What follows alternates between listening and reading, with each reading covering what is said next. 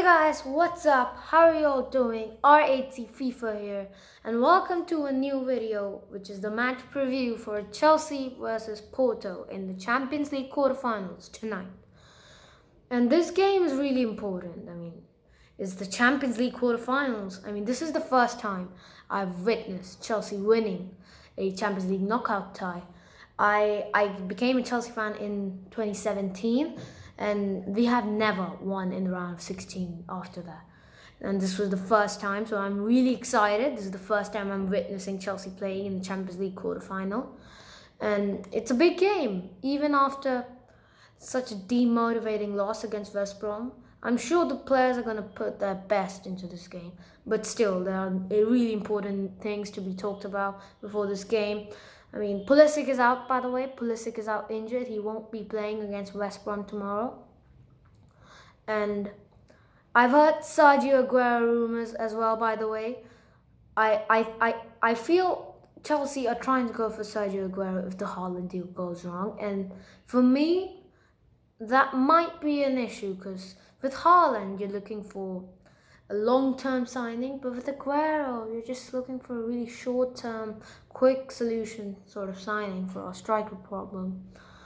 Even though, if you compare Aguero to Giroud, who we signed from another rival club a few seasons ago, and we compare Haaland to Timo Werner as a really young, emerging striker, Giroud was clearly the better signing so far. But still, I think you should go for the long term. And of course, the Rudiger and Kepa clash during training, it was just really flared up and all on training after the West Brom game. The game was sort of demotivating after the loss, but I feel if we play the same way without avoiding any sloppy plays, I think we have a good chance against Porto.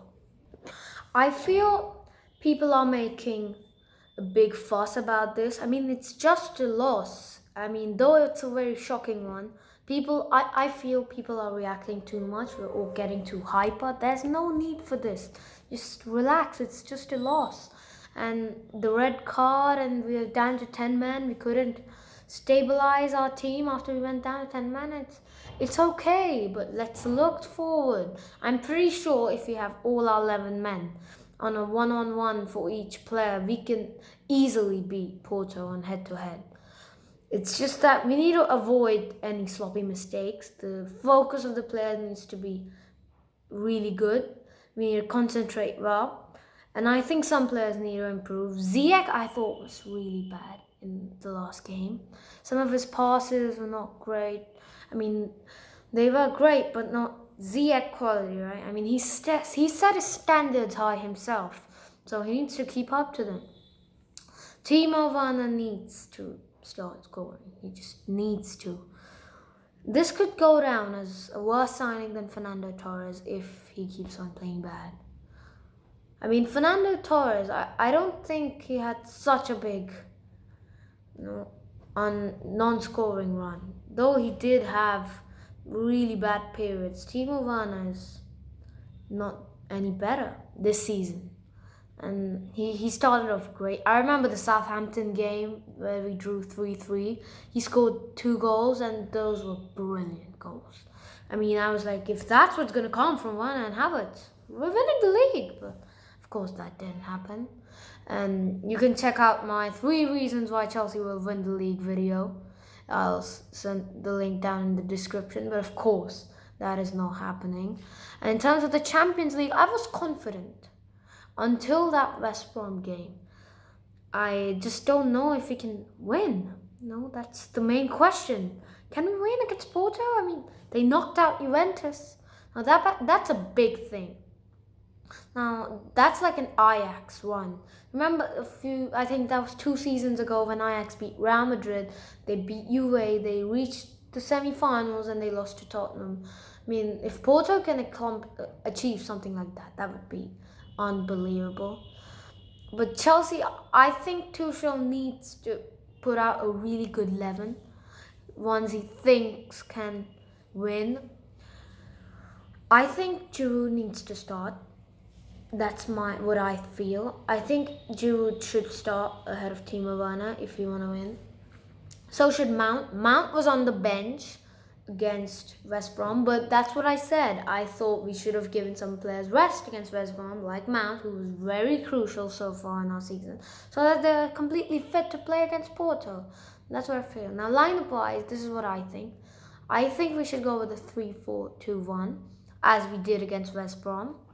We should go with Zuma, or not Zuma after his performance. I mean, Zuma is good, don't get me wrong, but under Tuchel, Rudiger's just been more reliable. But I don't know if he's going to play after the fight against Kepa. I mean, managers have their own ways of treating stuff. Maybe he'll not play, but if he wants the good of the team, he needs to make Rudiger play. So I think Rudiger, Thiago Silva, and Azpilicueta. And I think it's going to be either Reece James or maybe Hudson-Odoi on right wing back if you want to go for a really attacking approach. I remember Hudson-Odoi used to play right wing back at the start of the Tuchel era. And Ben Chilwell on the left or Marcus Alonso. I think Ben Chilwell if you want a more solid defense. In midfield, I think we need to play Kante and Kovacic. I think that's a really good partnership. And Kovacic, I think, was really good in the West Brom game. He had a few chances to score as well, 1 or 2, I think. And he was playing really good. His ball distribution, it was second to none. It was really good. And Kante he's an all-time Chelsea legend, whatever you say. And he's just so solid in defense. And he's just great. And now front three, this is where Chelsea are facing most problems as of now. I think we go for Mount on the right, Giroud up top, and Werner on the left. Now that's what I think.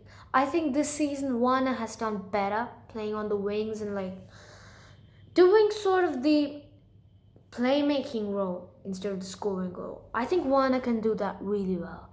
And there were games when Werner was getting back in form. He wasn't scoring, but he was assisting.